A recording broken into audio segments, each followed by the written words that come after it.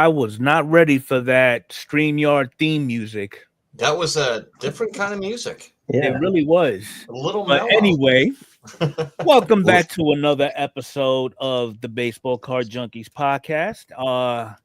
You got myself here. You've got Arnie, or AKA thecarddeal.com to my left. We got Mike on the bottom. How was the weekend, gentlemen? Like always, I worked. My weekend starts tonight. There you go. Mike's got a beer. His weekend starts now. I'm back to work, and yeah, it was good. Did a couple breaks, and now we're back to work. So looking forward to Friday. You know, Arnie's doing breaks, but he get a notification at 12:36 a.m. I still have 12 spots to fill. Like, what are you doing? Yeah, definitely. Yeah, after doing another break, what was I thinking? So now it's time to relax for a few days. Agreed. So who we got in the chat? We've got our buddy Don breaking the ice. First one here. Well, technically it was Jason from Canadian Card Breakers, but his time was off. Yes. Then we got White Sox Tom. We got Grayworthy Trading Cards. We got Chuck Nasty, now a married man. There you go. Congratulations, Chuck. Congratulations. Hopefully, nice. There's a retirement plan after 20 years of marriage. Is there really? I didn't know that. I didn't know that either. Well, it worked for me. I got 5 years in the bank on that, too. Then we got Wheels in here. Then we got Mark Hutch. How we doing, gentlemen? Mark, how we doing? What's up, fellas? I see. Okay. Much better. All right. So as far as product upcoming, there ain't nothing worth even mentioning. The latest product people are still breaking right now, Series 1. We done beat that horse to death already. Okay. So first thing is, in case you missed the memo, this past Saturday was actually Topps Rips night. I did not go, but from all the postings I've seen on YouTube and social media, it was a blast. And I think, Arnie, you went down to one, didn't you?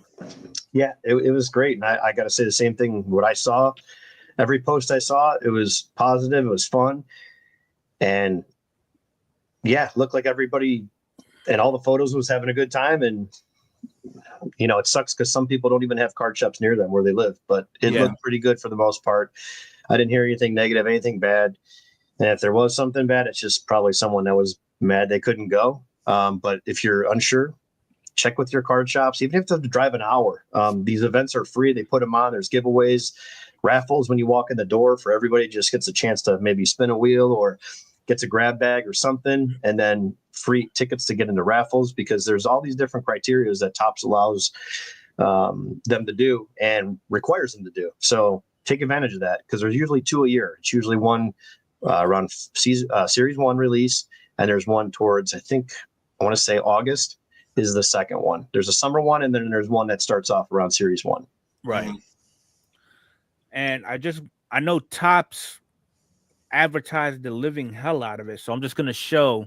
So these are some of the people in certain locations that they was at. So like, I know what I noticed was a huge WWE wrestler showing, or influence, if you will, in a lot of these locations. So like here we have in Tennessee, we got Drew McIntyre.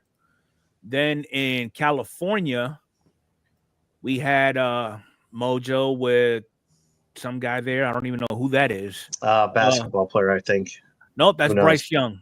Oh, same thing. Basketball, football. And we got Trout. Now, Trout, I think his appearance at Arizona was the highlight of Rips night. Yeah. If I'm not mistaken, I believe he went out of his way and just bought product for everybody that was in the store. Yeah. Which is awesome. Very cool. That's good. That's really all right. good. Then you've got who's this guy? We got Luis Gonzalez. He's hanging out in Arizona too. Yeah, I'll go down to that list. I saw Travis Bazana is there too. Go back down to that list you showed. Let's see. Here's a list of a guy's top prospect. Oh, nice. So Travis Bazana, the number 1 pick, was at a Rip night too. At wow. Ezekiel Tovar, Ryan Thompson. That is really cool. Yeah, those photos. Go back to that photo if you could share the one with the group of people in the room. It's just everybody there is just having a good time. There's kids there. There's families. There's obviously adults trying to get some stuff too, but of course, nothing wrong. had that been me, I would have brought a kid.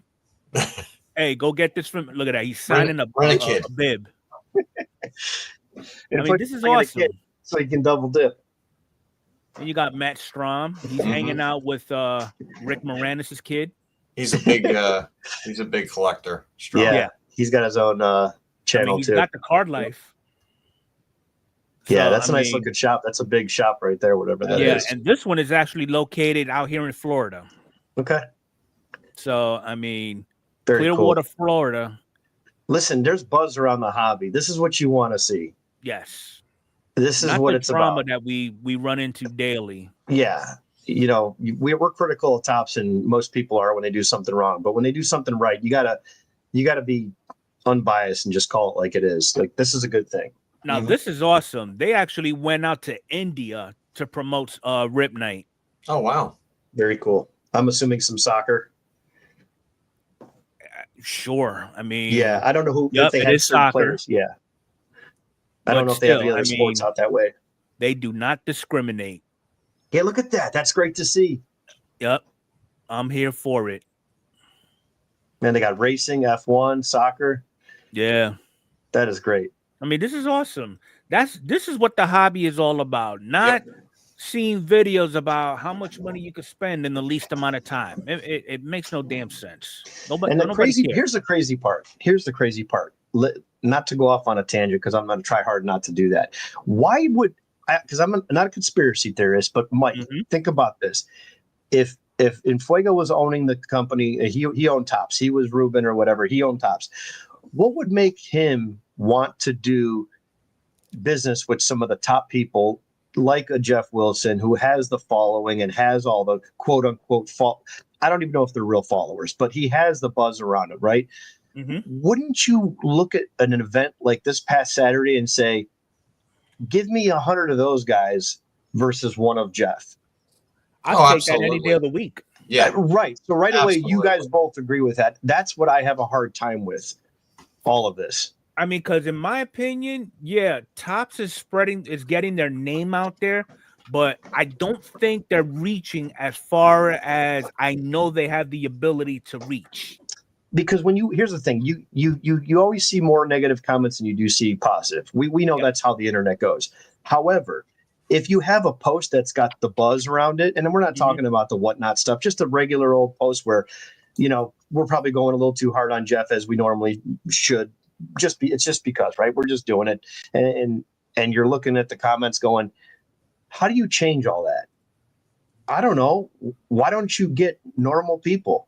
When I say normal people that aren't on the take, there's a lot of people that would do what he does for free. That's the problem I'm having right now. Could we get a group of people? Could we poll some people? Could we get a petition? Could we get a list of people that would do something for free? If I had to come up with a name that Topps should be getting with for networking purposes, I would have no issue throwing Stryker's name under the bus. Yeah, anybody. But here's the thing. If you did one person, check this out. Pitch this to Topps.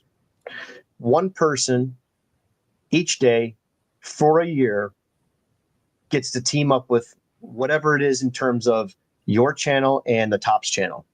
Okay. On all social medias, on Facebook, Twitter, everything, YouTube, the whole deal, all across the board. You get one day at noon, from noon till 8 o'clock. You can do whatever you want, and your stuff is going to get shared. Now, of course, they're going to have to approve it, but I think if you do that with 365 different channels, you want to talk about networking machine, that will go nuts. And imagine putting that into a flagship product. They're numbered 1 to 365, and the following year you get, January 1. There's your ticket. You got card 17, January 17th. That's your ticket. And then you get to link up with them if you want to do that. Yeah, that's a good point, Brian. The smaller the big money, follows the big money. It's a train. But I think that would be really cool.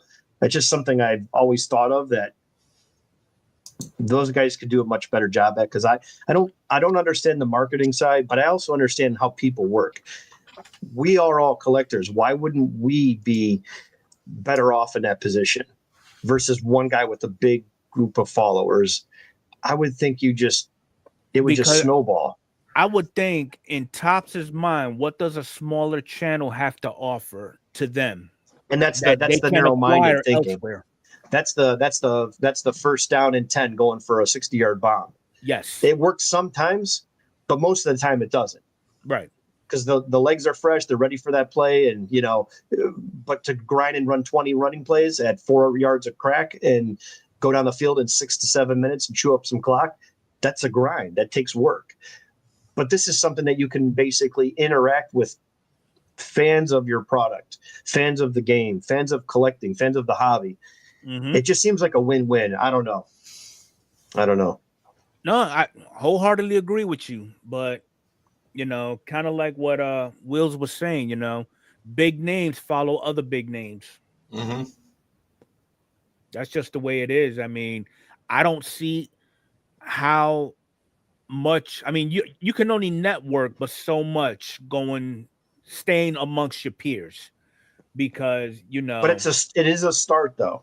It is a start, because they figure, like, let's just say Topps did get with Striker Breaks, for example. Mm-hmm. I would think half of us that's in the chat right now, to include us three, we do follow Striker on his channel. So I mean, sure.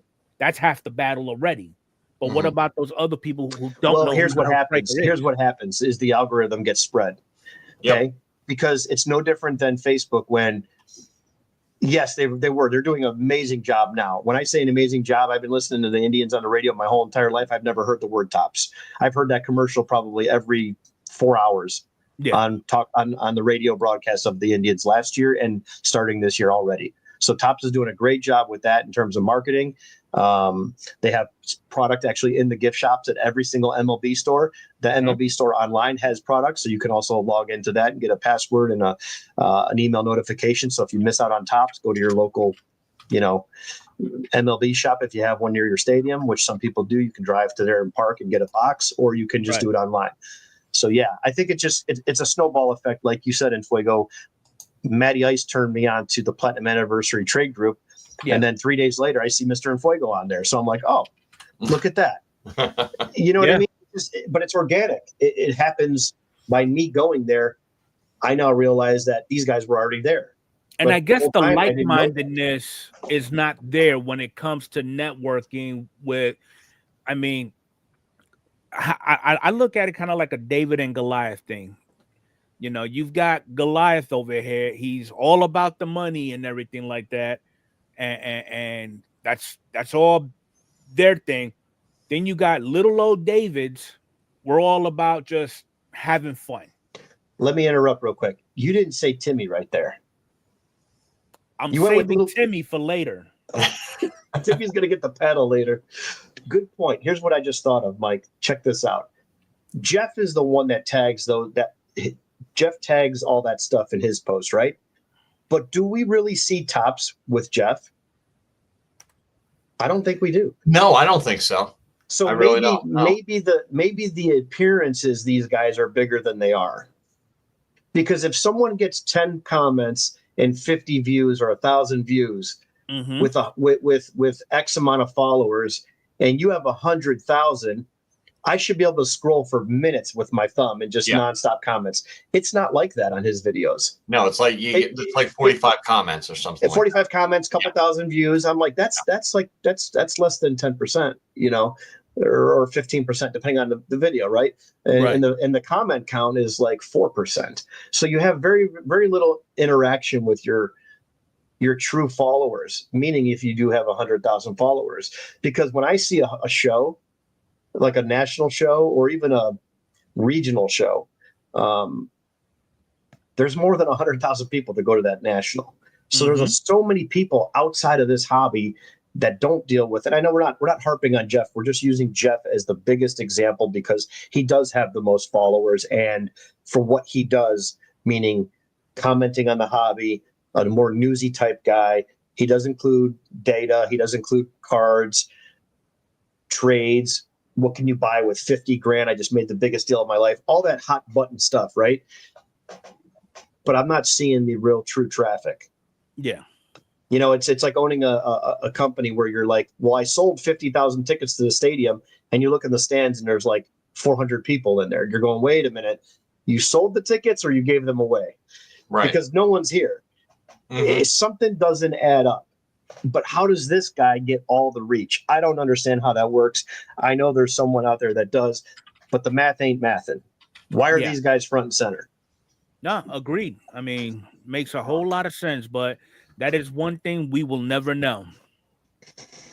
Yeah. So, but speaking of tops and all that, in case we have not, in case we did forget, Fanatics Fest is right around the corner as well.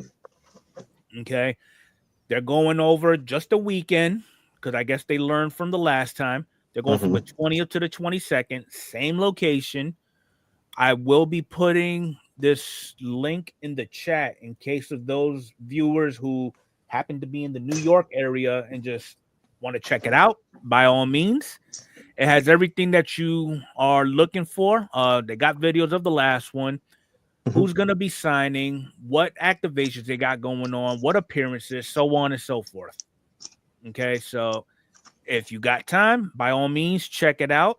These are the hours here. Friday, 10 to 7. Saturday, same thing. Sunday, they're knocking off 3 hours. So have at it. All right, the one that everybody really focuses on more, because I know within this group, everybody's doing the planning. The National. Okay. I'm also gonna drop this link in the channel, in the chat, in case you do have plans to go, just don't have any information about it. But these are the going prices for tickets as of right now. So y'all can go ahead and take a look at it with the link that I just dropped. But basically, general admission, you're looking at $25. And only thing that covers is you get to walk in the building for the most part. 5-day early entry pass for $150. Okay, you get a little bit extra.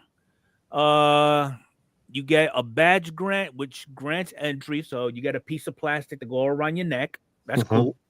Then you get the VIP package at $200. You get a little gift bag, 12 selected autograph signings, so on and so forth. Yep. For a low price of $330, you get all access to everything, and this is everything that's included too. By the way, all ticket sales are final, no refunds or exchanges. Yeah, the $199 package is going to be your best buy.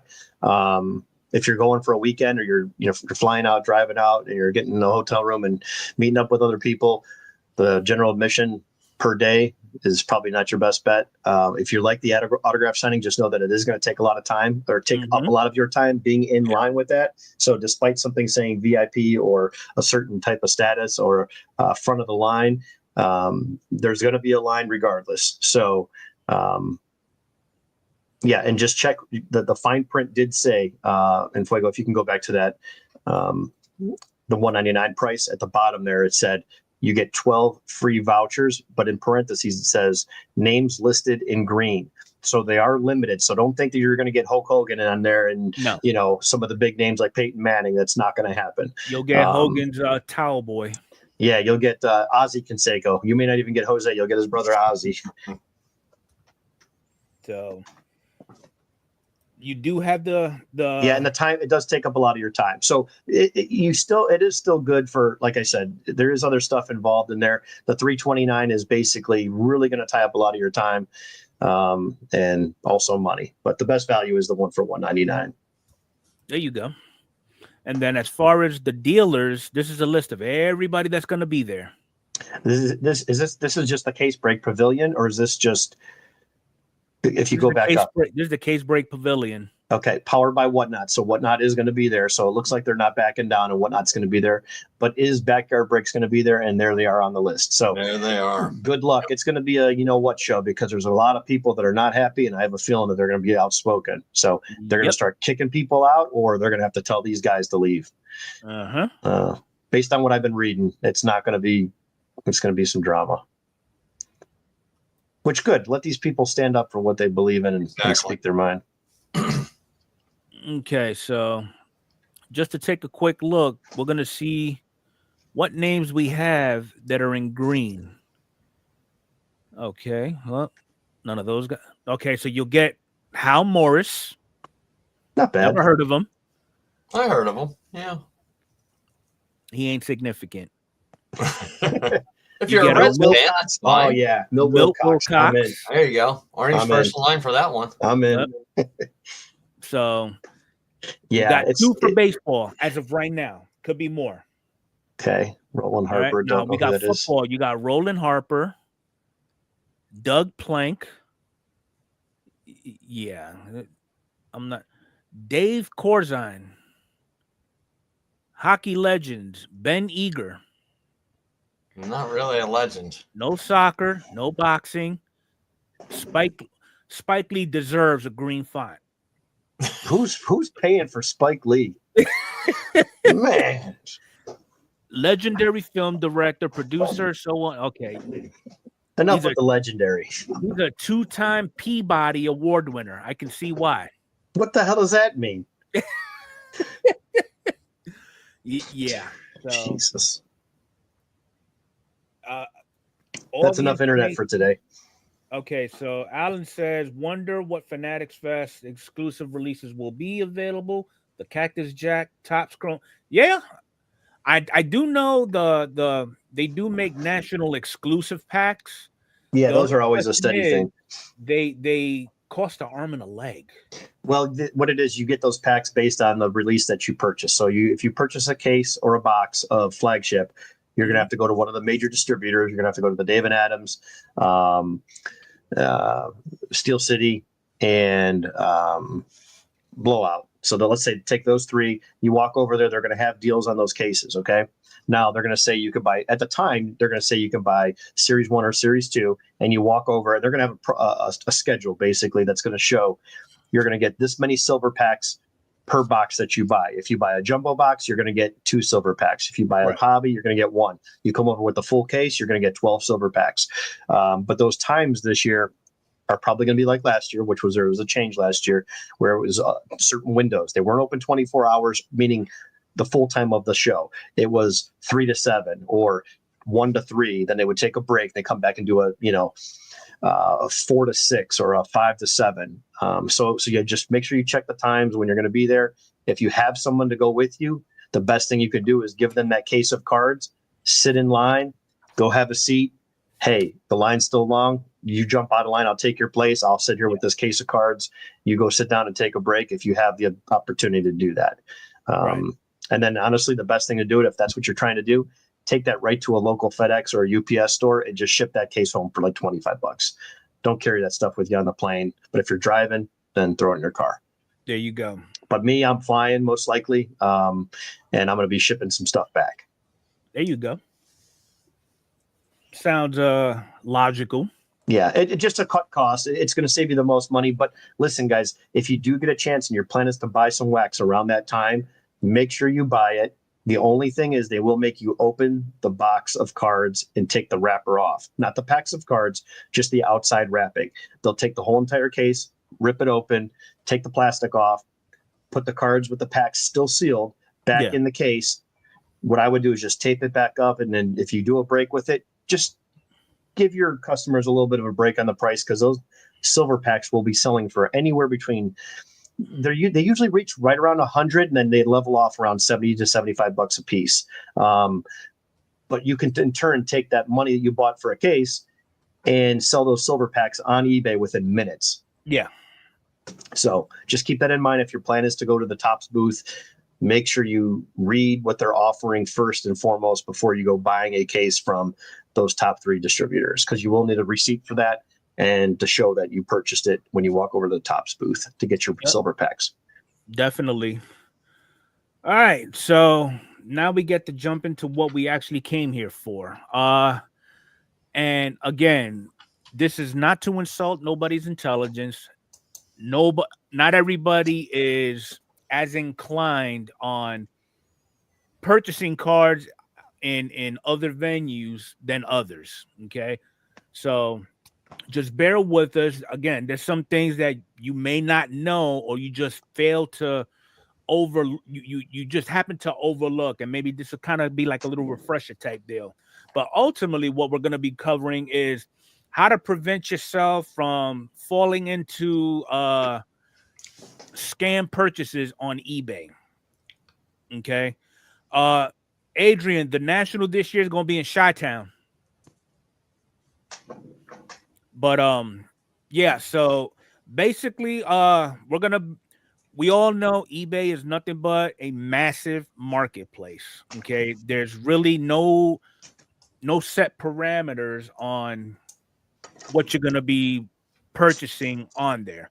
All right. Next thing is you got to be mindful and vigilant about scam awareness, and especially the sports car market, because everybody and their brother will do everything that they can to squeeze every last dollar out of you.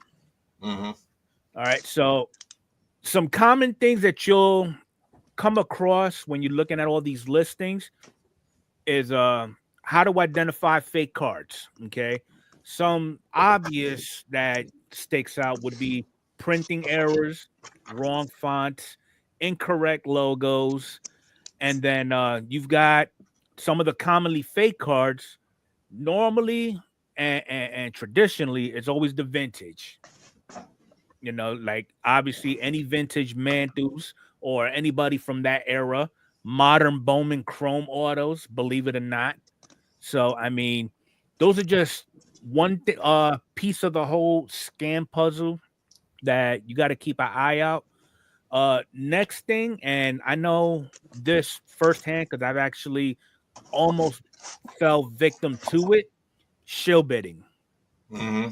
Yeah. Shill bidding is by far the most annoying thing you can think of. For example, I was actually bidding on a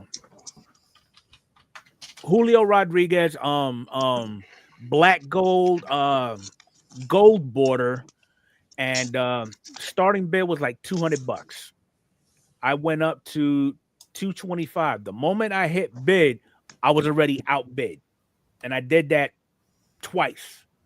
And by the time I got done, the damn price was just like well beyond reach.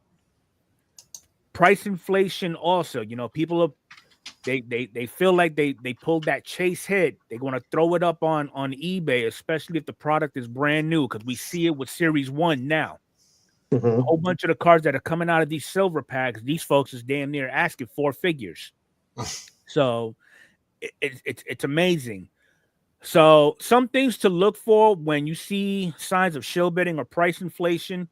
Okay, you got those sellers with the low feedback.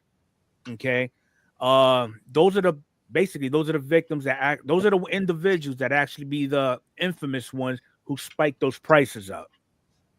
Any thoughts on that, gentlemen, or chat? Well, I've never been in a auction where a shill bidder was in there, because the stuff that I buy is usually, $5, $10, $15, stuff like that.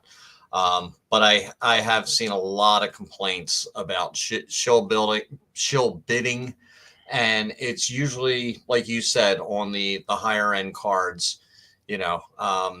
It's just there's just no way to win. And what can you do about it if you suspect that somebody does have a shill bidder in there? Yeah, there's nothing you can do, which is the problem I think what he's alluding to. It's it's tough getting to the point where you're trying to spend your hard-earned money on something you've been looking for, and you did all the research, and then only to find out that it's a bad deal. I mean, you're protected through PayPal, so let's not freak anyone out that's listening for the first time or diving into eBay the first time. So that is always good, and they do side with the buyer a lot of the times, almost all the time. Yeah. But what I would interject here is one very, very important thing. Take it a step further. Never, ever, if you're ever in question with paying with anything with PayPal, never use the PayPal funds that are sitting in your account. Always click the option and use your credit card, because your credit card's fraud department will go to bat for you. PayPal will not. Even if it's the one time where you go venting on eBay or on YouTube and you say, damn it, they're supposed to take care of the buyers. we're always protected. That's why I use PayPal. Not the case. If it ever is questionable, make sure you use your credit card that's tied to your bank. It could be a debit card, could be a Visa card, whatever it is. They have their own fraud department. You file something, you walk away, let them handle it. 99% of the time, you're going to get a letter back that says that they found it in your favor. You're good to go. When Topps made that mistake about a bunch of product a couple of years ago, the customer service rep told me, there's nothing I could do. I go, listen, I know you've got a job to do. I hear what you're saying, but are you basically telling me that I'm screwed because they forgot to put cards in the product? You misinformed us. But they did say, well, all sales are final, subject to change. That doesn't work when it comes to fraud and the legal department. So I had to cancel all my cases that I pre-order when there was the 22 rookies with Bobby Witt. Yeah. Remember, they didn't put them in the product. And they came out with those little silver packs. They were basically telling people you're screwed. So I said, no, I'm not screwed. I'm going to call my bank and I'll deal with it another day. And then they took care of it. So that's what got me to thinking, because I would see these videos of people getting screwed through eBay. Mm-hmm. And that's what Enfuego is talking about. There's no recourse. We don't have any leg to stand on. Who are we going to call when something goes bad? Right. And we'll cover your courses of action later on throughout the segment. But Adrian does bring a good point. I know I did mention keep an eye out for low feedback sellers and whatnot, but Adrian says here, sometimes eBay sellers with little to no feedback are okay. They're new to the hobby or they're new to eBay. They just pull something massive and they just trying to flip it quick. Mm-hmm. So as a consumer, understandable. Are you okay with that though? Like Mike and Enfuego, if you're buying something right now, are you okay with that?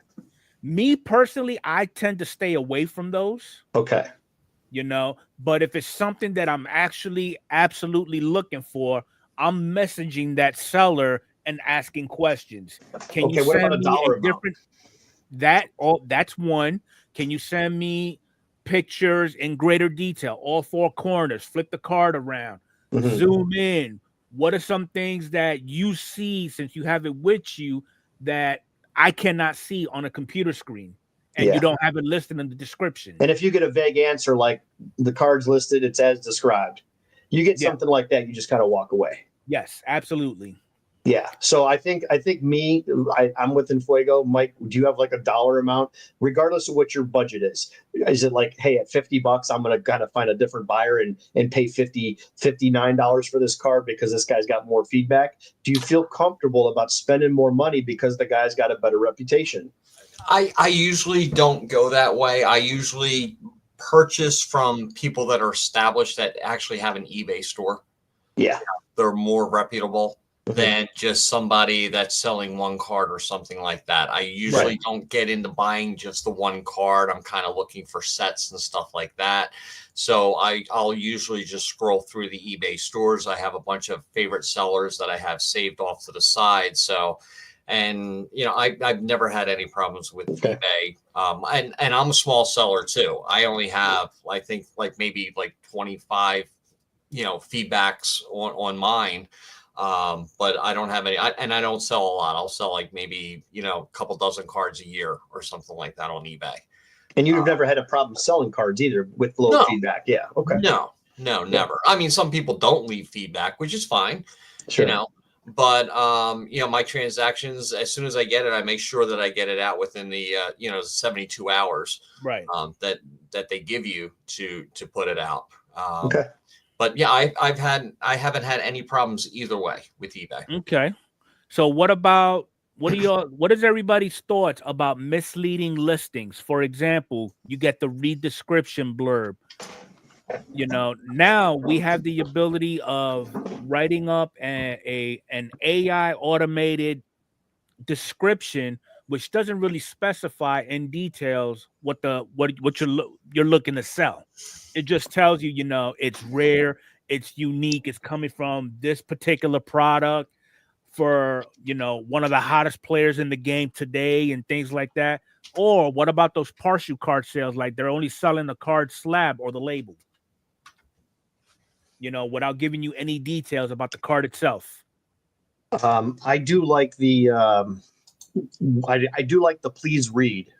I like please read only if it means you open up the description Right. And there's more details because he only has so many characters in the listing. I like those if we're talking about that part. The other part that we're talking about, though, no, I steer clear from that stuff. Okay, so Nikki wrote that you could have problems with the other way. My one bad experience buying where the guy took 2 weeks to send out a slab had the highest rating of anyone I have bought from. Yeah, so that's one instance that will kind of deter a buyer like Nikki. Yeah, rare. Yeah. Ooh, yeah.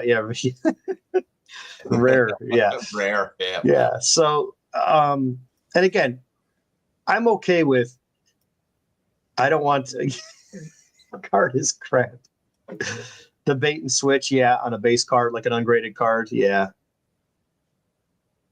Yeah, the AI, I don't even use descriptions for a card if it's graded. You don't need to. The card speaks for itself. Right there. But I do put in there if there's any scratches with the case, anything notable, because cards can get damaged in a slab. You bang them around enough and travel with them and things can happen. But yeah, other than that, I think what Enfuego's getting at is the must read or please read. It's positive and it can be negative. So you have to really watch. But listen, if it says please read, go read. Read it. The fine print says it's a RP. RP is reprint, But here's another thing, Enfuego. Is it on the consumer at what time do we say you're an idiot? And I don't mean that with disrespect. I mean that with sincerity. You're an idiot. You're not getting a Michael Jordan rookie for $30 or $300. Honestly, if Mike posted a card and did everything right, okay, he in his description he wrote all the flaws, whatever the case may be. I failed to read it. Okay. I purchased the card and I'm looking at it because on the screen, again, what you see on the screen is different than when you see in person. If I'm looking at it and there's like a fingernail indentation in the card and I paid a pretty hefty price for it, it's going to be shame on me because I didn't read that damn description. And Mike clearly wrote slight fingernail indentation, bottom right corner in the front. Right. But when I list a card, if I list a card that I have like a buy it now, any card that I do that's $20 or more, I'll take, photo of the front, photo of the back, photo of all four corners on the front and all four corners on the back.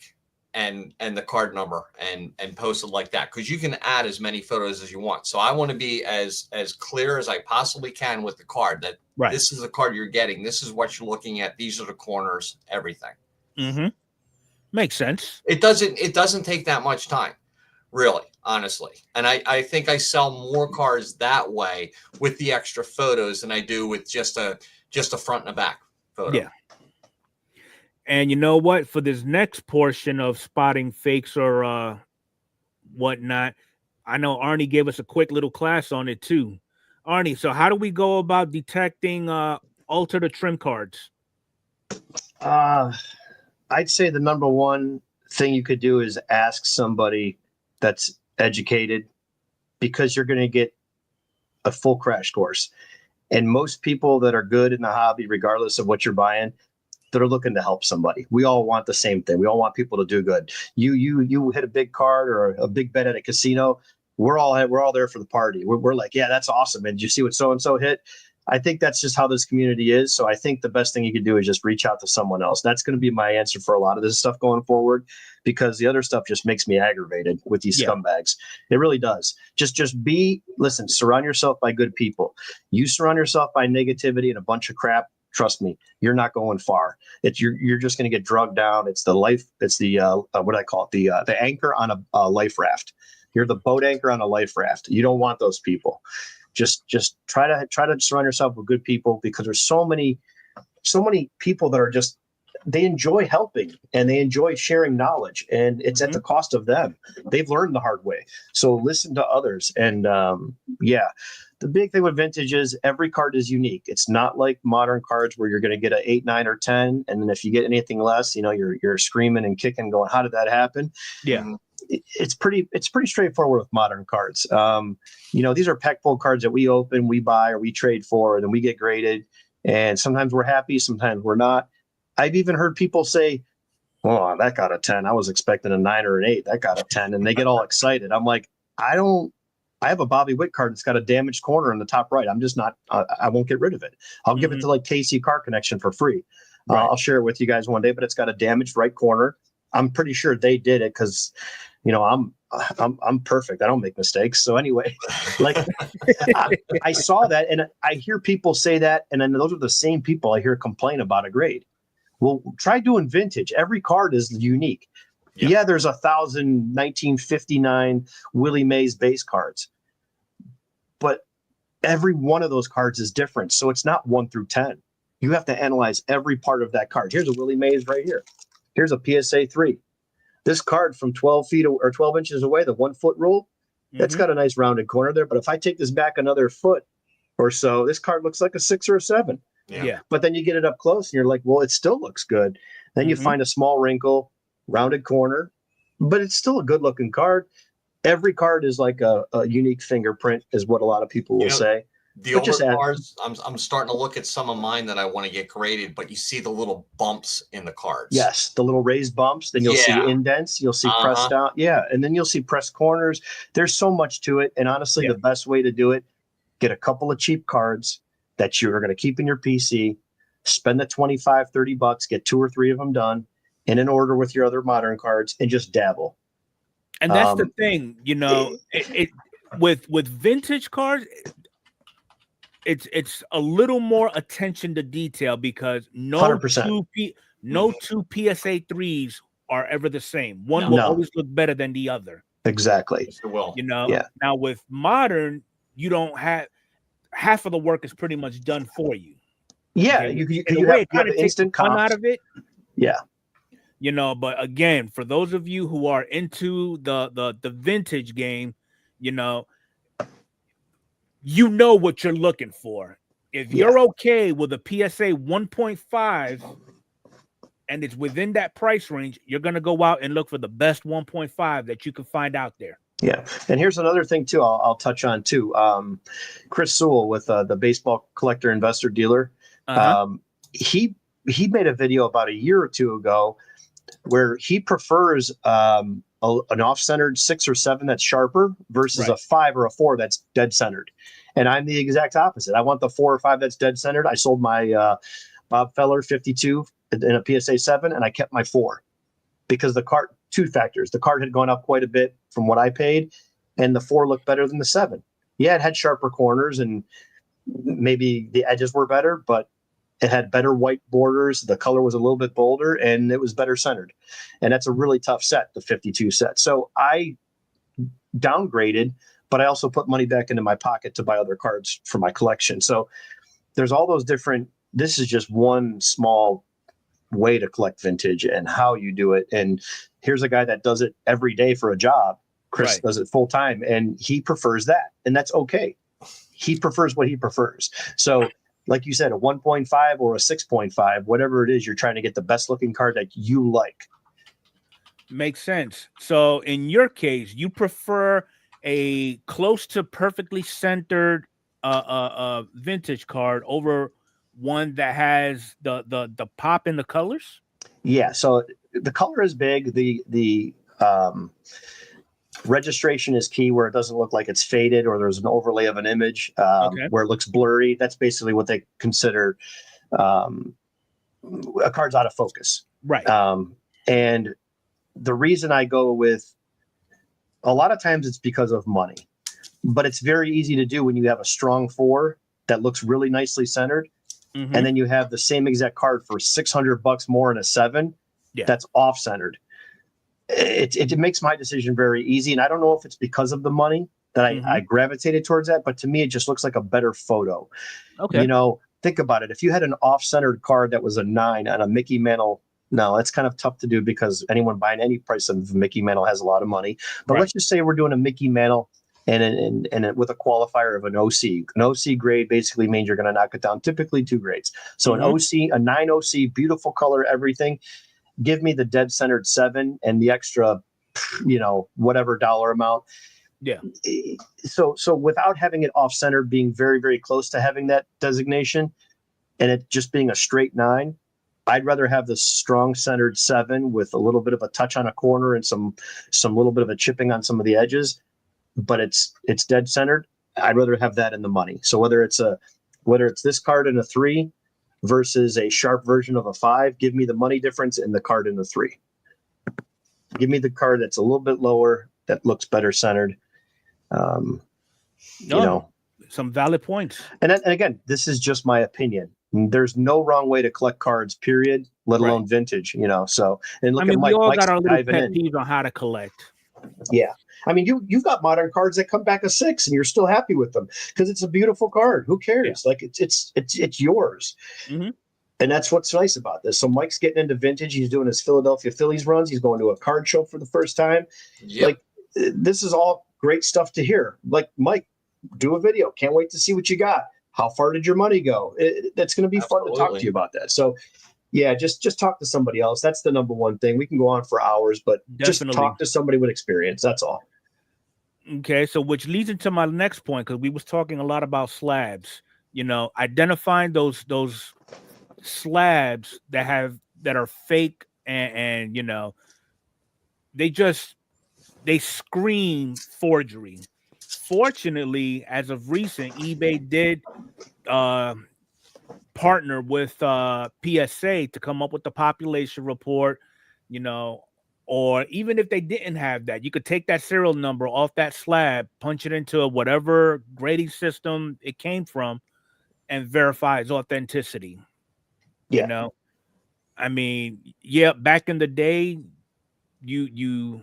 there was ways these scammers could get away from all that. I don't know how. Don't ask me. But nowadays, they're trying to cross every T and dot every I, preventing anybody from being scammed out of sales, especially on eBay, because when opportunity knocks, somebody's going to take advantage of somebody else. Yeah, that's a good way to say it. So just a couple of little pointers to keep in the back of your mind.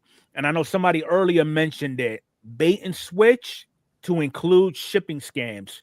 So sellers who send different cards than advertise. So if they show a pristine Bobby Witt rookie auto, okay, on eBay, then you pay for it.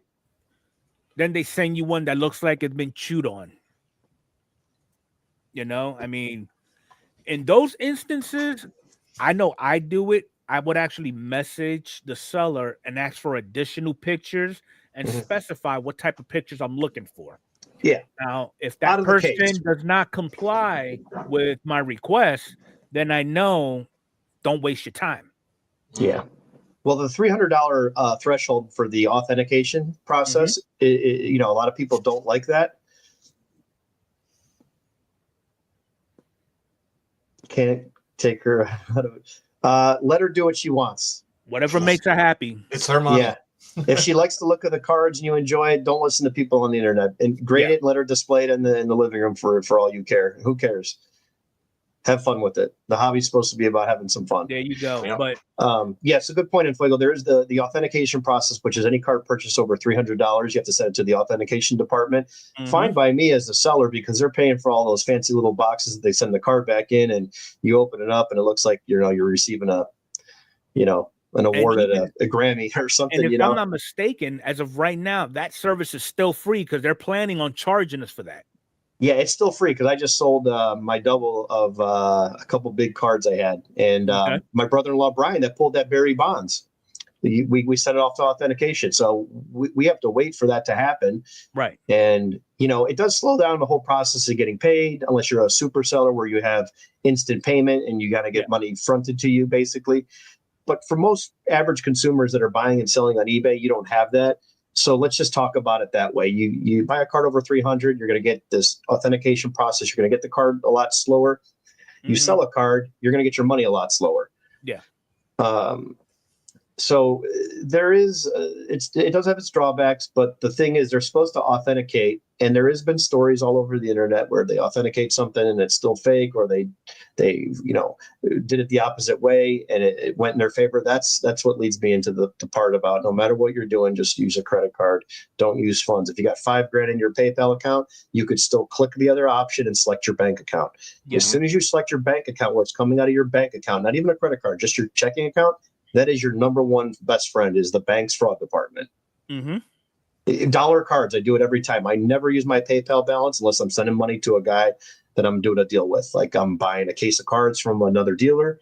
I will send him X amount of money. I do that all the time. But when I'm buying a card, if it's a 99-cent card I want for to fill a set break, Right. I go right to my credit or right to my bank account. There you go. I just don't. I just know that they're going to take care of me. True indeed. Now, speaking of this authentication process, now I actually had a buddy who went through this. So he spent a pretty penny on a Mike Trout autograph out of Topps Dynasty. Okay. Pretty high end. Mhm. It goes through the authentication process. And he put the generic verbiage as far as grading is concerned. Okay. Didn't specify. He did basically it's the near mint, and all that other good stuff. Didn't specify the actual grade or whatnot. It went through the process. However, eBay kicked it back and refunded my buddy the money because it didn't have any of those details. So wait, this was an ungraded card or it was graded? It was graded. Okay, yeah, it does ask for that when you're putting the details in. So that basically just means don't be a lazy seller. Put those details in. It does say it's requested, Yeah. but it doesn't say required. So the trouble is, like you said, on the other end, on the other end of that, it's like don't give them a reason for an out. You know what I mean? Don't leave something unchecked. And honestly, it doesn't take you that long to put these listings together. It's 2 minutes a piece. Yeah. Once you get comfortable doing one or two, it's about 2 minutes. So it's unfortunate, but so your friend was almost going to get the raw end of that deal, but it got stopped. I mean, at worst, you could write up a generic script where all you got to do is just paste in a description and just change out whatever it needs to be changed to reflect what you're selling. Yep, great idea. Just a copy and paste. Hey, I'm so and so. These are my cards I'm selling. You know, I'll be listing more. If you're interested in Mike Trout, I've got about 100 cards. This is one of them, and just stay tuned and follow me as a seller. Any other questions before bidding, please reach out. Just the general information. Go to a big seller and look how they do it. Just copy their page. Yeah. It's free. It's easy. Just look at other people doing it that are successful. There's so much free information out here with good people, and read how they do it. Learn from other people that have made these mistakes, and it will save you so much money. So it definitely would. So I know.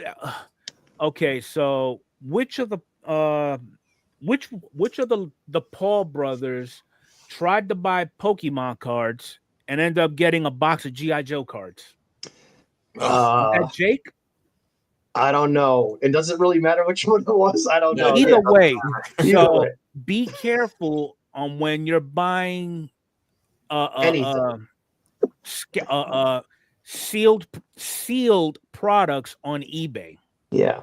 And product that was actually authenticated by Baseball Card Exchange, and Baseball Card Exchange was sitting there, and it's like, oh, we got duped. Yeah, you did. Yeah. $1 million worth. You went straight to my point. If it doesn't have that BBCE wrapping on it, look the other way. This box was authenticated by him. That Pokemon was authenticated by him. But what I think happened is I don't think anyone owns a scale, because the weight would have determined. I think that was and I could be wrong because it's very vague remembering this, but I think someone said if they would have just weighed the case, they would have had a different size. And that would have been a tell right there. Okay. Now, I do know there is another platform that I'm just going to mention real briefly that is good with authenticating everything. StockX. Yeah, they have a decent guarantee, which is nice. Yes. You know, what you want. It's kind of like the PSA where, you know, and I believe that's where the Paul Skeens box came from, allegedly. From StockX? Yep, I believe the parents purchased a box for Christmas off of StockX. Okay. One hobby box. I believe that's the story. You can confirm that. I did read that. I get that checked out. I believe that's what happened there. So, but yeah, StockX has a pretty decent, you know, and you can get a lot of good deals. But here's the thing, guys: be very, very careful when it comes to sealed product, because the term we use a lot that I don't like, and everyone knows it about me, is the term case hit. Just be very, very cautious about buying product, that is not from a sealed case and is already pulled and it's a solo box, because if you know the product, a lot of times there's a thicker card that could be weighed. There's a patch relic that comes one per case, or there's two of them, or the relic boxes are heavier than the boxes that have the paper auto, which is just a single card. So yes, those boxes will be lighter than someone opens up 6 or 7 boxes out of a 12 box case, gets the 4 or 5 autos that is normally in a hobby case. Then the rest are all relics. Now, could there be another good hit still in there? Could there be an extra redemption? There sure can. But the odds of you getting the auto is very, very slim. So just be very careful, because there's no law against that right now. They're selling you a sealed product on StockX or any other platform like eBay. Just be cautious, because you don't know where it came from. Right. Trust the sellers, build relationships. Yeah, and just to harp a little bit on that case hit thing, just keep in mind what was a case hit last year. Like, for example, the Aces insert that was just as bad as the Stars of the MLB last year. Okay? Yeah, they were this pretty common. year. For some reason, they are deemed the case hit, and I'm almost guaranteeing you go to eBay right now and find the Star, an Aces card on there, you'll find rare, you'll find case hit. Yeah. The problem I have with case hit, and I guess I never really elaborate on it, because I'm usually talking about it on our Friday show where we're all hanging out and just, kind of having fun, right? We're just saying stuff casually. The problem I have with the term case hit is why it's not a case hit is because if you do not get one, there's nothing you can do to contact Topps to say, I'm missing my case hit. I want the drop down box that says missing case hit. And if I don't see that, then there's no such thing, because that's why they have a little thing called other. Yeah. Well, they do have other, but the problem is that's a 1 in 4 cases. So who am I to say that I bought 4 cases? Yeah, like, what do you do? You mail them 700 wrappers in a bunch of cut up boxes? Like, if it was Topps, they'll likely ask you, okay, where did you purchase it? And can you produce a receipt? Yeah. Receipt. Yes, I agree with that. But right now, if you just have a missing hit, Topps doesn't even want the wrappers. I still send them because I do it the old fashioned way. But I hear people just send the stuff and they don't even do that. But I don't want to start that, because I don't want to ruin it for everybody else. I don't want to be that guy that starts that chain. And next thing you know, it's like, hey guys, we've had way too many people sending these cards in. I don't even talk about it anymore. Oh, I'm sending that back. Now, if I pull a card on a break, it's for a consumer, and I go, hey, this thing got caught in a roller. Here's a Topps whatever foil board card. You can see the roller got it. It's completely peeled. I'm going to give you a wrapper. I'm going to give you a UPC from the box cut out. I'll stick it in your box order and ship it to you. Go on your Topps website, do your thing. I think that's fine, but I'm just not talking about it anymore, because I have a feeling that at some point they're going to change things if they get flooded with all that. And that's the downside of the internet. The internet's a powerful thing. It's good in certain places. Just handle your business. Leave it at that. Handle your business. And for the love of God, you're not talking me off the ledge. There's no such thing as an effing case hit. I'm sorry. It doesn't exist until Panini has them and it says case hit. If it says case hit, there is a case hit, because I've gotten a box that had nothing and I've gotten a box that had 3 case hits. So what does that mean? Like, I've gotten 3 HFAs in a case. So you got 3 case hits. I'm gonna never mind. I'm out of here. I'm gonna strangle this guy. So, all right, Mike. Yes. We know how much of a Hans Kraus super collector you are. I am not. By default. Let me finish. By default. Everybody just keeps sending them to me. By default. Yes. But hypothetically speaking, okay. Oh God. You're that Bryce Harper guy. You're that Bryce Harper guy. Okay. You got your eyes on a red out of 5 from Platinum Anniversary Harper Auto. Okay. It's a $200 card. And you're like, you know what? I need that to finish my set. I'm gonna go ahead and pull it. You make the purchase. It comes into the house. It's not the red out of 5 auto, but it's more like the out of 250 no auto. Well, start shooting out emails to everybody. Okay. The seller, eBay, my bank. Because Okay. I do what Arnie does when I make a purchase. I don't use my PayPal funds. I use the credit card. So I have backup. Plus, there. you get points too. Yeah, and my purchases aren't that extravagant, where I would need that kind of protection, but I do it just because I've owned businesses and I've learned one thing: don't trust anybody. That's what it comes down to. Especially trust yourself. Yeah. People that you don't know. I mean, people in the Cardmunity, I trust. I got no problem with that. I do a break and, say, hey, I'll pay you next week. That's fine. Because I know that those guys will pay me.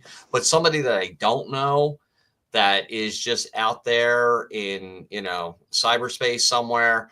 Yeah, I take all my precautions with that. What would the first thing I would do? Would I shoot a video about it? Probably not. Right. I'd probably start reaching out to people in the Cardmunity that do a lot of work with eBay. I'd reach out to you. I'd reach out to Arnie. Okay, what do I do? What's my first steps? Where do I go? How do I resolve this? Yeah, and then you decide if it's worth resolving. Like, do you just walk away from this guy that just screwed me for $10 because I'm gonna probably blow a top, and this is not worth my frustration right now. Something like a $5, $10 transaction. I mean, I just had a delivery that was addressed to me, but it wound up at the Ambler post office, delivered to Ambler. Right. And the guy got paid and all that stuff. It was a $5 transaction. Not a big deal. It was like, 7 cards or something like that just to help me complete one of my sets. But it got screwed up through the post office.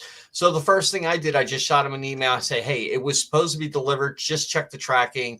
It went to Ambler. I don't know where it went in Ambler. I'm assuming it went to the Ambler post office. They lost it. It never made it to the Horsham post office and got to me. So he's there. Well, just let me know. Just let me know what's going on with it. And, so I contacted the post office. I mean, I'm doing all this work and it's like $5. I'm like, you know what? I just gave up. I'm like, it's not worth it. It's just not worth it. It's for $5. If it was $50, yeah. Yeah, different story. I mean, I delve a little bit more into it, but it's $5. I told him, I said, listen, I'm not going to waste my time. And he goes, yeah, I'm really sorry about it. If there's any way I can make it up to you, or anything like that. I said, well, if you have any extras of those cards, just let me know.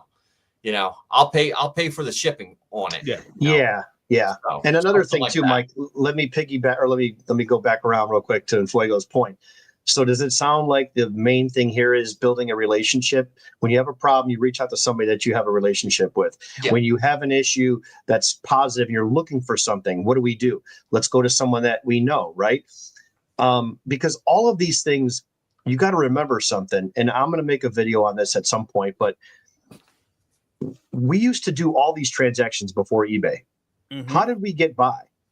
Like we're dumbing this down so much, but we're adding all these headaches and aggravation, right? So I know I'm not saying the right words, but you're laughing because you get exactly what I mean. Yeah. Like the moral of the story is that I think Tom, and I'm not picking on Tom by any means, because I do, I chat with Tom all the time in the chat on Fridays. But White Sox Tom said something where Facebook, did he say Facebook Marketplace is the worst? Yeah. He said something is the worst. He's not wrong. But what he's wrong about, or not wrong about, but what I want to add to that is, that you build relationships with good people on Facebook Marketplace, or you meet people through there and you work up to that relationship. Because when I'm building something, I'm like, okay, where else can I find more people that want to do what I want to do and be more like-minded? They're out there. But that you guys are all good judges of character. You know when something's just not legit. Right. But we're talking about small purchases here. The big stuff, don't do it online. Do it at a show. Do it with cash. Save yourself some money. Shake someone's hand. You'll have a friend for life. This is no different with these $2 transactions. These $5 deals. I need 20 cards for a set build. Can you ship this to me and I'll pay you for the cards? I mean, we go on these sites all the time. What do you need? I got 3 cards. Send me your address. I don't want your $1 for a stamp. Just send me your address. I'll mail it to you. I got them right here. Yeah. That's the beauty of all this. And that's what I think Mike's getting at. Like when you run into something, you go that route. But I think what we need to focus on is going that route all the time. Well, I mean, that It's easier sounds said than all done, but it good takes and time. all. It takes time. That all Right. sounds good, but you have to keep in mind too. And I mean, We maybe are it's talking- just my 2 tours in the 4th grade. But at one point, the hobby was just that.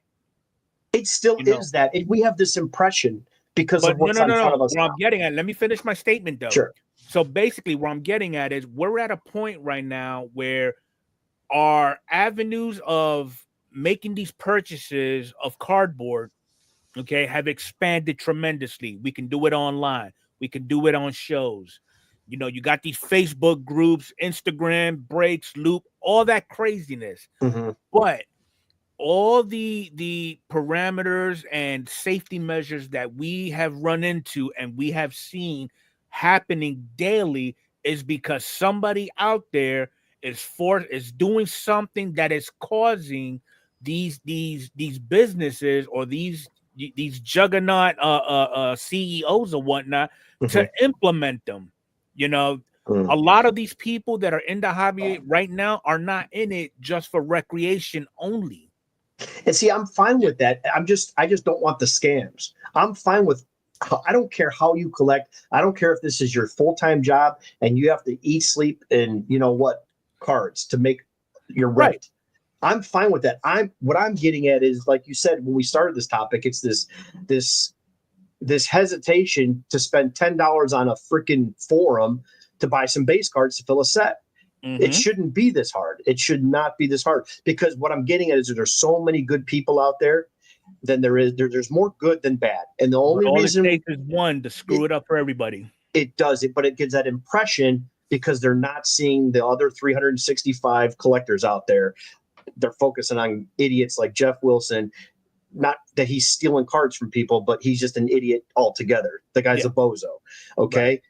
That's what I'm getting at, because that's the problem I have. You have too many of those type of people at the forefront. And the reason I say too many of those people, because you can grab your phone at the next get together with your uncle, your aunt, go to the next birthday party, the next holiday, grab someone's phone that doesn't do anything with cards and Google search baseball cards, then go to YouTube and search baseball cards. Tell me what you see pop up, and let's do that as a little exercise in a month or two. Next time you're with a friend that doesn't do anything with sports cards, grab their cell phone and search on Google and YouTube and report back. See what comes soon. up first. I'm just curious because this is kind of what we're up against. We're up against the algorithm and all the freaking tech, nerds that know how to finagle this crap and pay for followers. And the reality is that's not what's out here. You go to a card show. We were at this LCS slapping high five with this kid that pulled a Bryce Harper redemption. Guess what? He was going to take this damn thing home. He thought it was expired. I go, well, no. I go, they extended it 8 more years on top of 2022. You're good for 8 more years. And the kid's face lit up. Yeah. It was like the kid just got gold. Yeah. Got the gold stolen and then handed it back to him. Hope restored. He was just so excited. This was on a 22 Series 1 box. He hit a out of 10 Harper auto. I go, man, awesome. Good for you. Stuff like that is what I would love to see on the regular. Yeah. I mean, no, don't get 9 out of every 10 videos or 9 out of every 10 experiences, you will find that, but you will find one that you're going to be like, God damn it, why can't we all just get along? Yeah.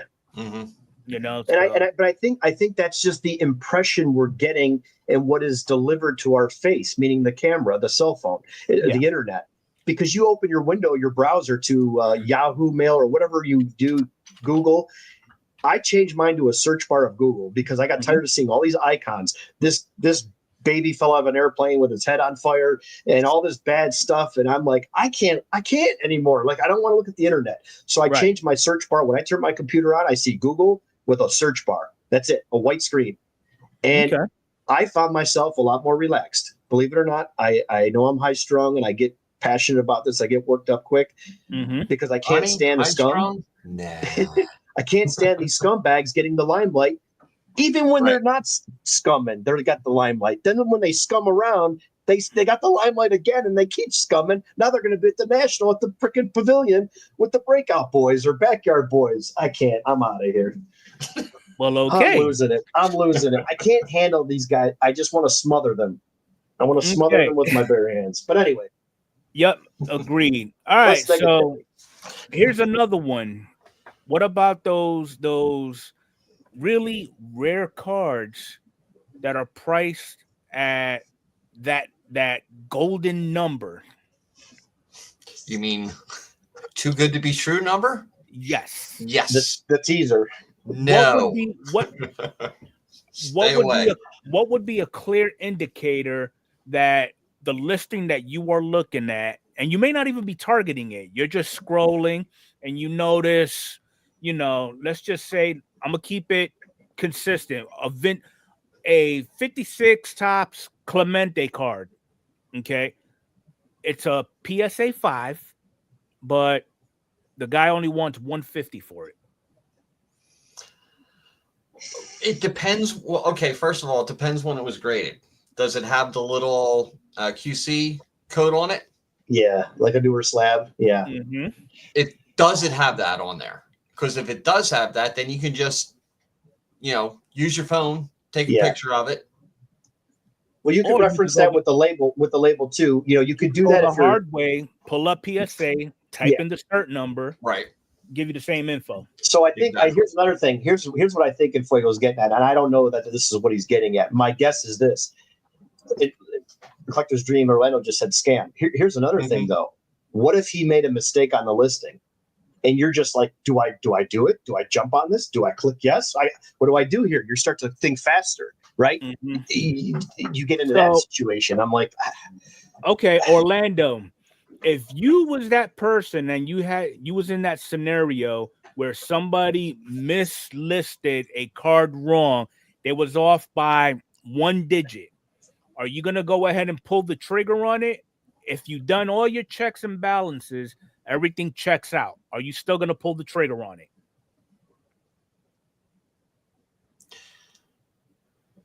Well, yeah, that's a good way to say it. That's a good way to say it, because I think everyone's going to have a different view on this too. Oh, Neo. Congrats, Neo.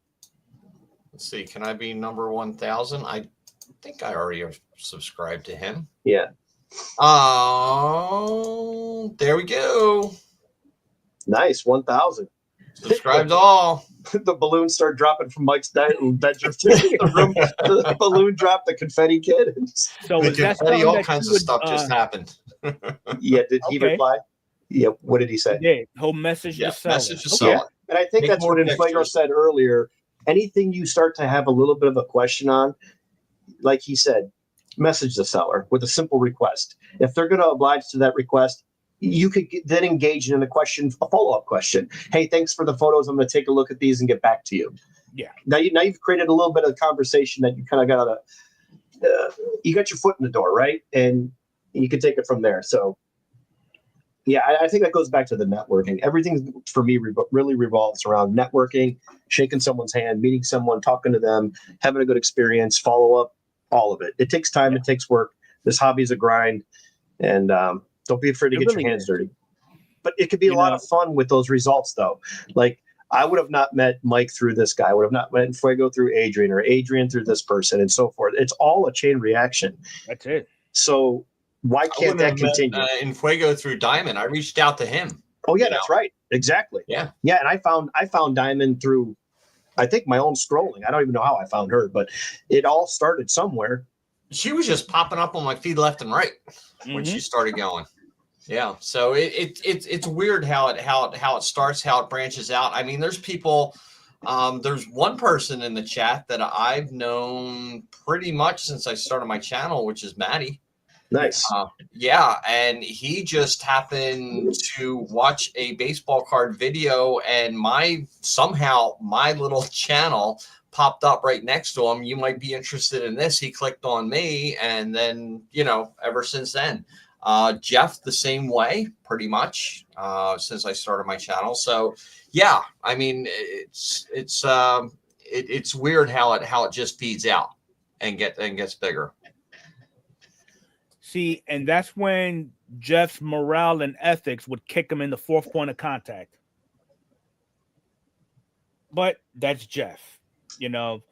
His upbringing forced him to be so honest and transparent. Mm-hmm. Yeah. And I think that I think that the number one thing here is that don't be afraid to have just open conversation. Let someone have their say, even if you don't agree with them. Just hear them out. What did he say? I missed it. Can I time he meant Mike out for a few minutes? Oh, jeez. Am I allowed to do that? You can do whatever you want. I think that just happened. I think I need to time. Sorry, Jason.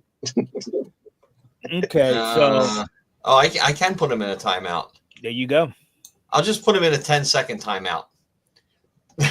Enfuego, was there anything to add to that last topic that you just? I mean, for the most part, we pretty much all are consistent with what we're saying. Scumbag. Yeah, don't be a scumbag. Yeah, some people just don't know what they have. That's exactly. I appreciate my brother with the dono. There you go. OnlyFans content. So is this thing real? This thing's gaining some legs here. I don't know. Don't delete anybody yet, Mike. Let us continue. No, I just put Jason in a 10-second timeout. That's it. Oh, okay. I saw OnlyFans. It's just like one slap. Okay, that's all right. But for the most part, I mean, you can only if there's a couple of days on a listing and you're questioning the price of a particular card that you're looking for, you could share that listing with somebody who has a lot more experience than you do on eBay. Like, if I'm stumbling on something, I have no clue on how to pursue.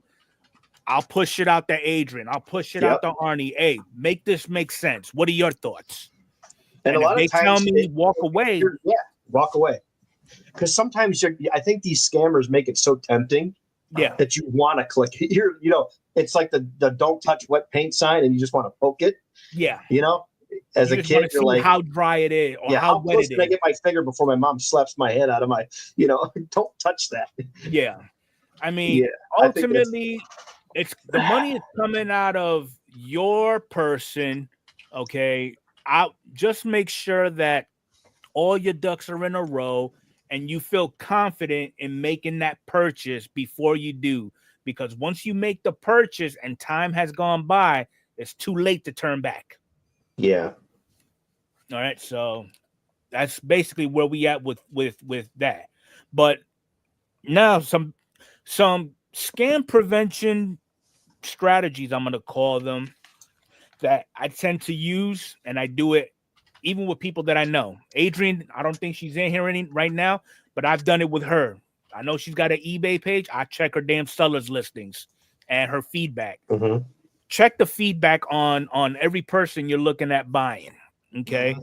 But at the same token, kind of like piggybacking what all she said, if just because you have a 1-star rating and your eBay store is not even 6 months old, does that make you a dirt bag of a seller?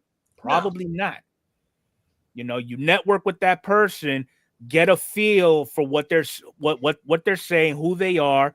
If you make customized requests or whatever the case may be, and they actually fulfill it, now you're working with something. You're building that rapport. You're establishing that connection with that buyer. So now you'll feel more comfortable going forward and actually buying from them in the future. All right.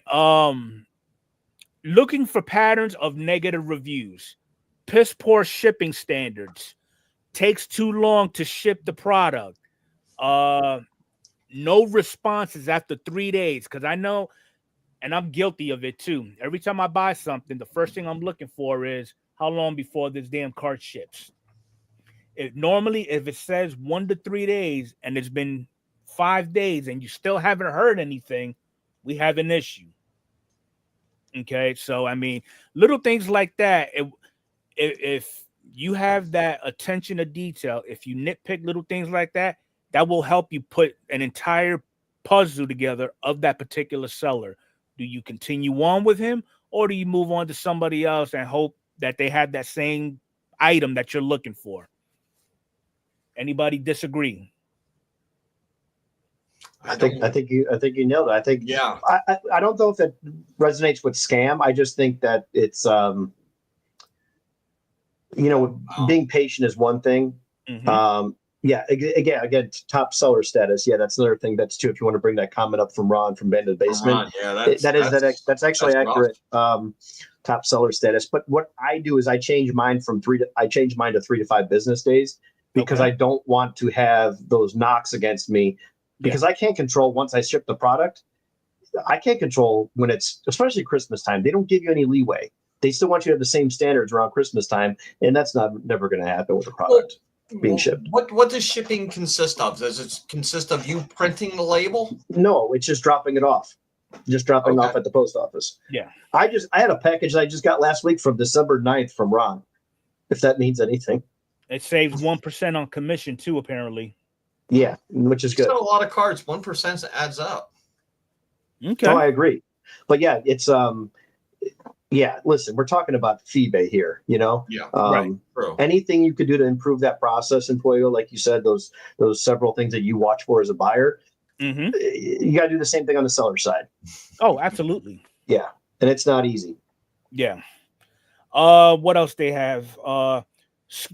Scrutinize the item description for deceptive language too.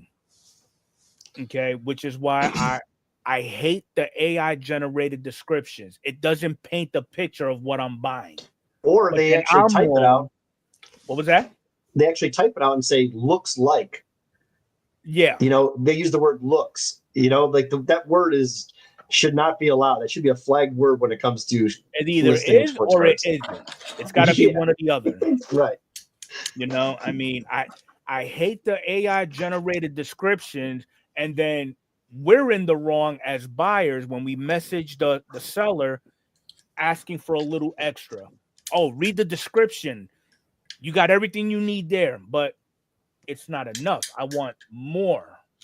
Yeah. But the thing is, I don't think you're being picky. I just think you want transparency. Yeah, that's all it is. But a lot of sellers don't look at it that way. In their minds, they painted a clear-cut picture of what it is that they're selling. They're giving you all the details that you need. They answered all the questions you may potentially have. Either you buy it or you don't. Yeah, that's Which in my mind, as a seller, that is the wrong state of mind to go into. Here, as we're sitting here, as we're sitting here right now, this person listed this card. Okay, now it's a Kenny Lofton 94 tops. It says Refractor Indians Rare Parallel. Well, I'm gonna hate to break it to you, but if this guy's selling a Kenny Lofton refractor for $8, it's not rare. It's not rare, and it's not a refractor. So I said, "Hey, are you sure this is a refractor?" I just did this at 8:00, so I did this 23 minutes ago. He hasn't responded. I doubt he will respond to me, but that's going to tell me everything I need to know. But I also know what the card is. So anyway, Adrian hit it right on the head. If you're going to use an AI description, edit it, change it up to fit it specifically. Specifically. It's a nice guideline to go by. Yeah, but it's not hard. Can someone read one of those? Use the AI description, but I edit it big time. Yeah, if you don't edit it, they sound really bad. Right, they do. They do. They sound very generic. They're very generic. It's like, this would be a lovely sports card for any boy, little boy named Timmy. You know what?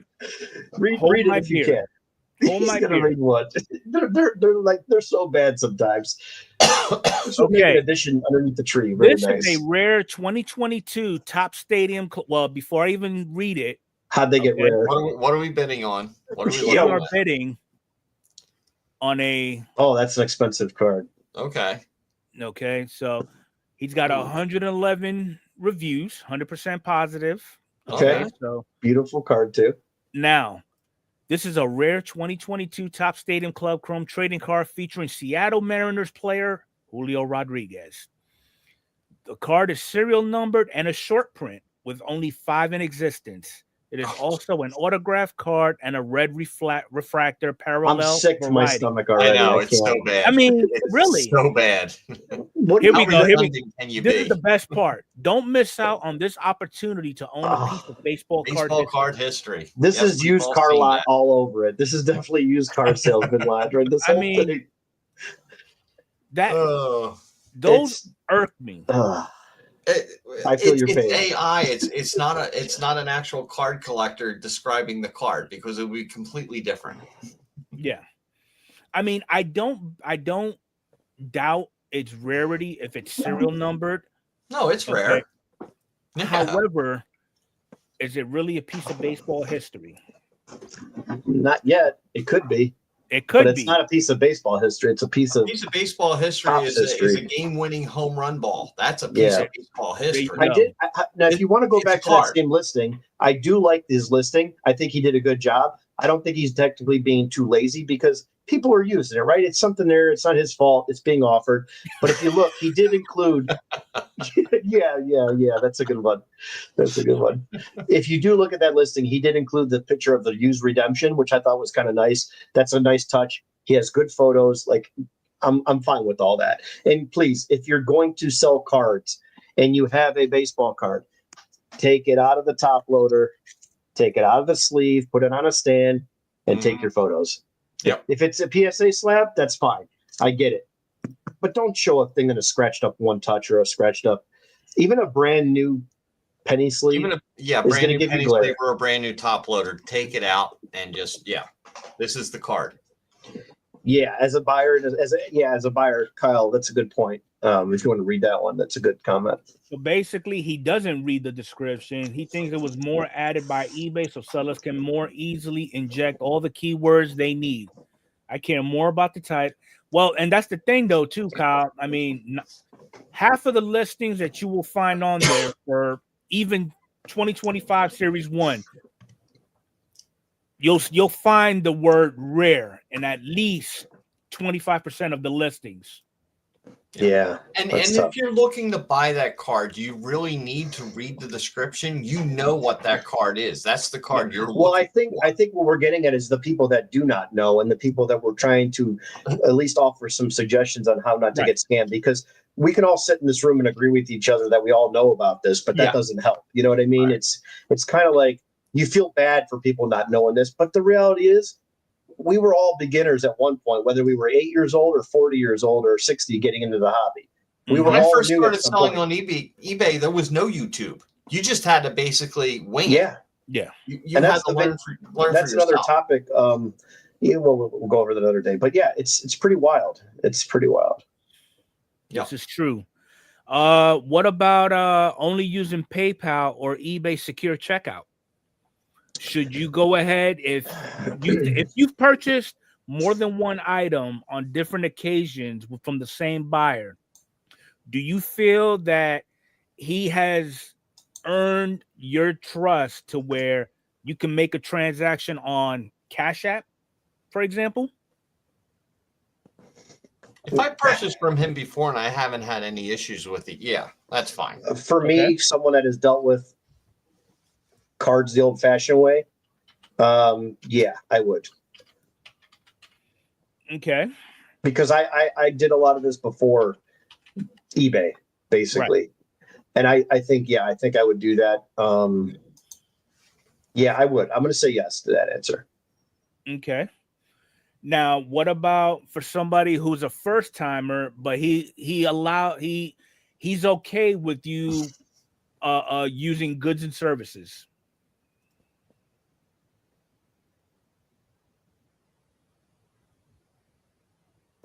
Because if I'm not mistaken, goods and services, they take the Cash App takes a small percentage off of them, but if it's friends and family, it'll take a percentage off of you as the buyer. Is that Cash App or PayPal? Cash App. I don't use Cash App. I just use PayPal for my transaction and Venmo on a few things. Or if you go PayPal standalone. If I made a transaction with somebody and purchasing it not like a break or something like that, I would purchase it as not friends and family, as goods and services. Goods and services? Yeah, because then that gives you a little bit of a protection. Okay. Friends and family gives you no protection whatsoever. Right. Arnie, would you concur? I concur. Okay. Importance of avoiding direct payments like Venmo or wire transfers. I don't know anybody who does wire transfers in 2025. Or sends telegrams. Yeah. They're singing telegrams? Western Union? Or a candygram.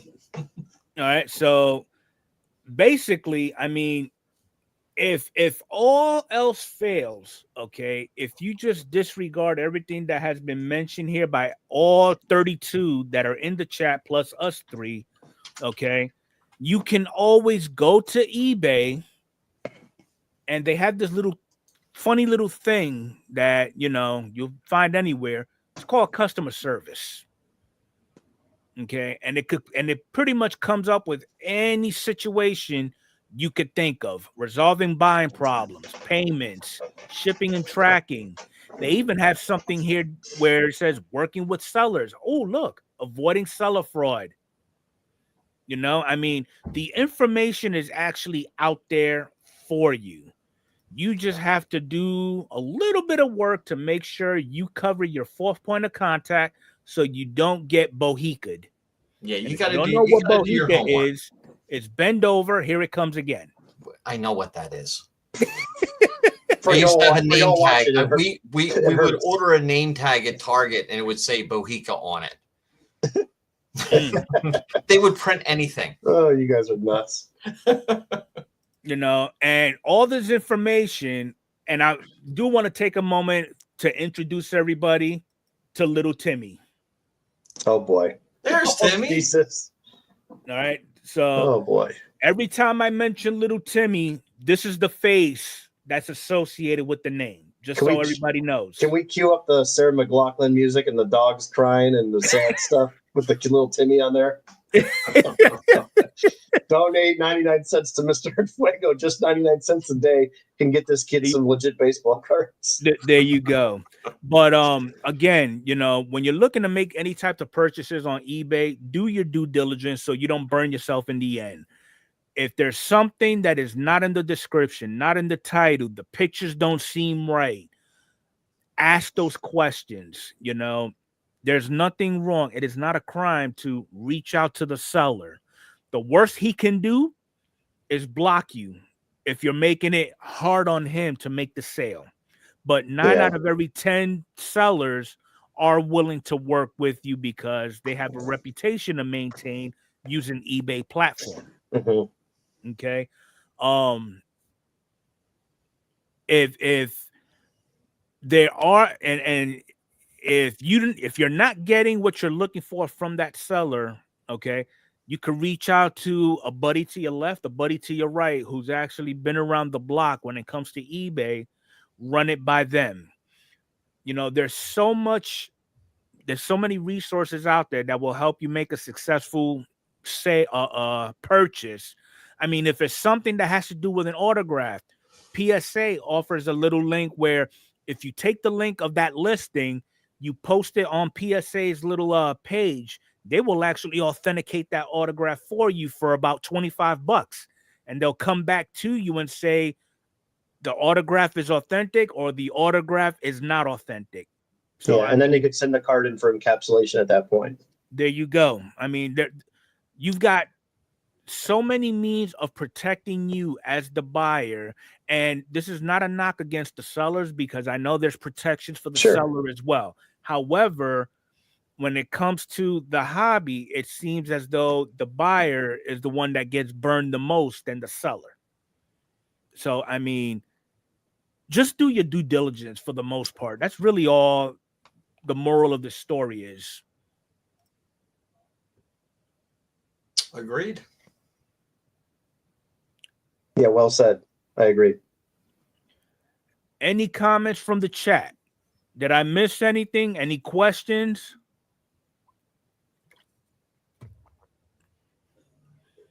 Any last words there, Mike? As far as eBay purchasing or what's Yes. coming up next or anything No, like as far that? as eBay purchases. No, I don't. I mean, I've had, I'd say mostly positive experiences with eBay. I mean, like I said, I started selling stuff on eBay before there was a YouTube or anything like that. So you just had to kind of figure everything out. And everything back then, it was just like emails back and forth and stuff like that. But yeah, I do majority of my purchasing on eBay as far as my top loaders, penny sleeves, mailing supplies, labels for, printing and stuff like that. Everything goes through eBay. And I have my sellers that I have lined up that I go back to all the time and purchase from them. So, yeah, I mean, eBay's a great platform, and it's got a ton of stuff on there. And it's pretty user friendly, in my opinion. It really is. I mean, even when Pat knocked the air fryer off and busted the cord, I found a cord on there. So it's like, you can find anything on there. There you go. Just rewired it back in. So yeah. Anything from the card cabin? No, I mean, just that part about using your bank account for a purchase. It just adds an extra layer just in case, because I've had to deal with PayPal one time and they were giving me a hard time, and I'm like, what happened to siding with the buyer on this one? And it just prompted me to change the way I did things. Yeah, makes sense. Okay. So nothing wrong with an added layer of protection. And the moral of the story with all of this stuff is you have to put in work. You have to put the time and the energy in. Yeah. Use credit. Yeah. Because you will definitely have that added extra layer. Yeah.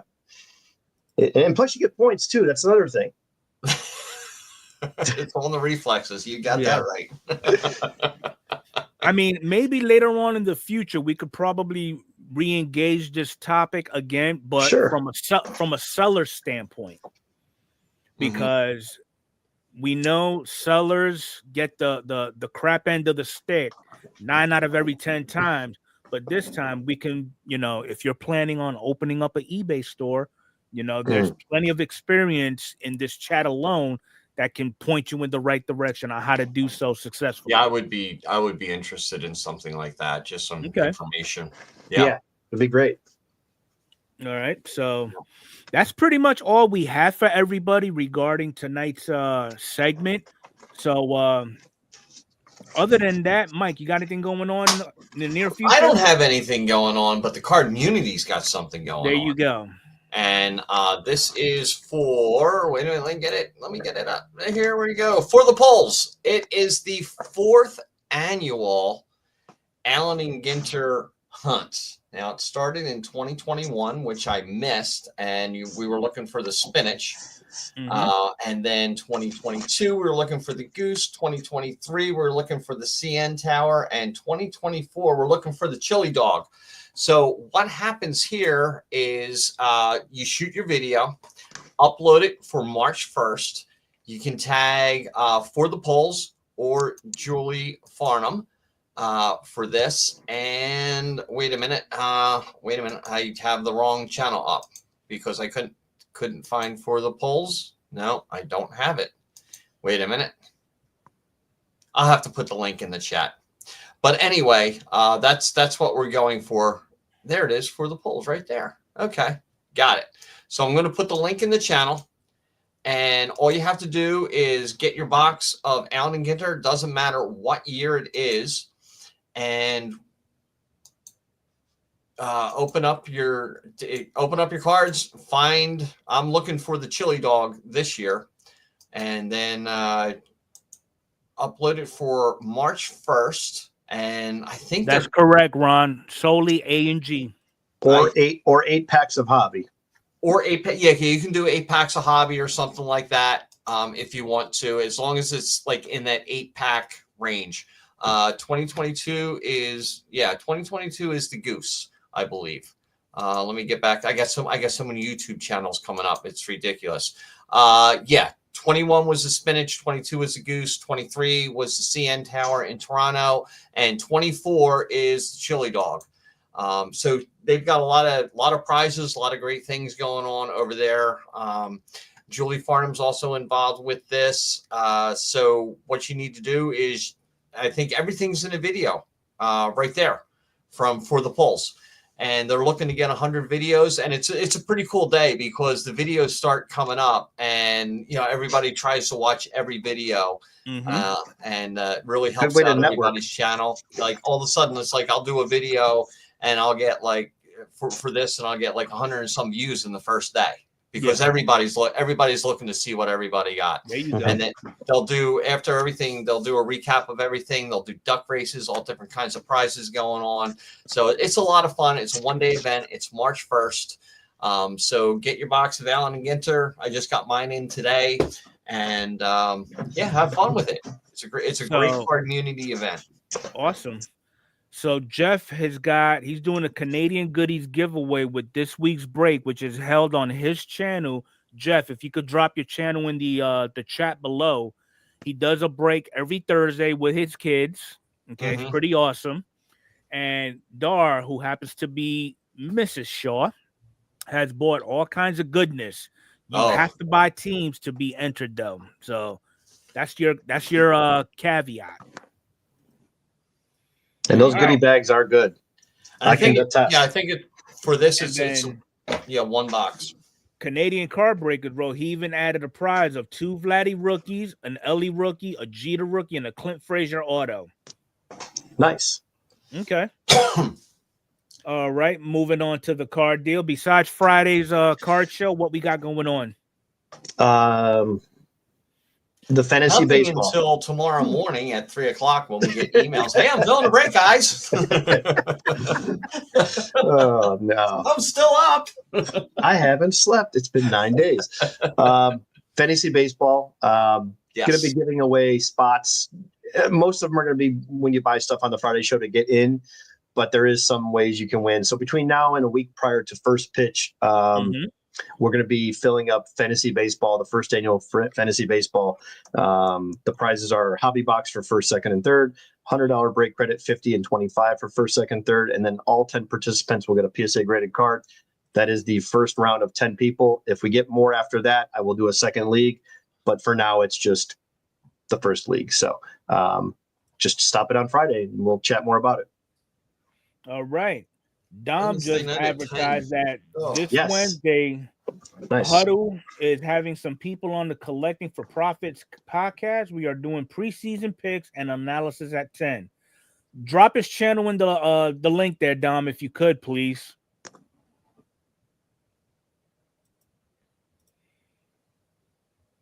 When's it, Wednesday night? Oh, yeah, I got to get up early on Thursday. Okay, and then currently Nala Bear is trying to fill a break. So if y'all interested, go type in Nala Bear Rips in your search bar. And if you see a Caucasian Winnie the Pooh, that's Nala Bear Rips as a logo. All right, so here's the deal. So last week I did post a voting opportunity for the chat to give their feedback about the scheduling of the podcast going forward. So basically, just so that we can have our neighbors from the West Coast interact with us, like excuse me, like with us from the Midwest and the East, I took a tally of who is on board with the three of us pushing the podcast 1 hour to the right. So instead of 7 to 9 on Mondays, it'll actually be 8 to 10 Eastern Standard Time. And it was overwhelmingly 96% was in favor of moving it from 8 to 10 p.m. So with that said, next Monday, this show will actually be going live at 8 o'clock Eastern Standard Time. There we go. There we go. All right. So, yeah, everything that we've all been advertising on here, do take advantage of it. Kind of like basically the moral of the story to include everything that was mentioned throughout the segment. When we get together like this is pretty much the ideal method of networking with each other. I do know that there was a new channel that I actually ran into earlier this week.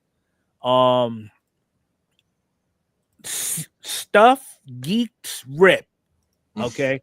They are a new channel, husband and wife. As y'all can see, he was talking about my wife wanted to grade such and such. All right. They posted their link in the description in the channel. I'm gonna go ahead and drop it again. You know, if you have an opportunity, go check them out. You know, show them some support. They're a relatively I'm not gonna say new channel, but the following is not there. But I think with a little bit of a push from us, we'll get them to we'll get their momentum going. Yeah, the And here's thumbnails another are thing, really too. good. I just gave him a sub. Yeah, when you guys get a sub from somebody, even if they don't have any followers, subscribe back. It's very important that you subscribe back, even if they don't have a content, they don't have they don't make videos. Just subscribe back. It all helps the algorithm. It all helps network. When someone posts something, everybody else sees it, and it just becomes more at the forefront, I guess, with what we're trying to accomplish here, with getting more people involved in all these different ways that we all like to collect and trade and so more. So it's yeah. I'm always a looking good at the video They're they at put up 286. 4 days ago, the Topps 2025 Series 1 Mega Box. Considering they only have 283 subscribers, that video got 195 views. Stuff Which is you really drip. good. Make sure, just remind your wife we're only looking for happy tears. Yep. Yeah, and let her get them PSA. And honestly, if you get those cards all graded, I think that'd be awesome to face cam. You'll probably be the only ones that have them. Yeah, that'd be awesome to do, because honestly, I love to see an insert set complete and graded, like on a display shelf. I think it looks great. It's no different than a rainbow. I think it just looks cool. So yeah, grade what you like, collect what you like, and let's get these guys to 400 or 300. They're at 286. Yeah, they're so close. I think we got 14 people in here. I just subscribed, so I think we can get them to 300 here real quick. I will throw the Discord channel link in there again too. So 295. Do take advantage of it, you know, because everybody that's in this chat right now, you will find them on that Discord server as well. And just whatever you could possibly think of that you enjoy as far as your collecting journey or your wife's collecting journey, you will find it in there. I guarantee it. And if you don't find it, please message me and I will put it on there for you. Very cool. Yeah, they're at 295 right now. Yeah, there you go. Awesome. Yeah, they'll get to 300 here before the end of the night. Yeah, that's 12 subs that they just picked up. That's great. All right, folks. Well, we will see you again next week. Same bad channel, just a different time.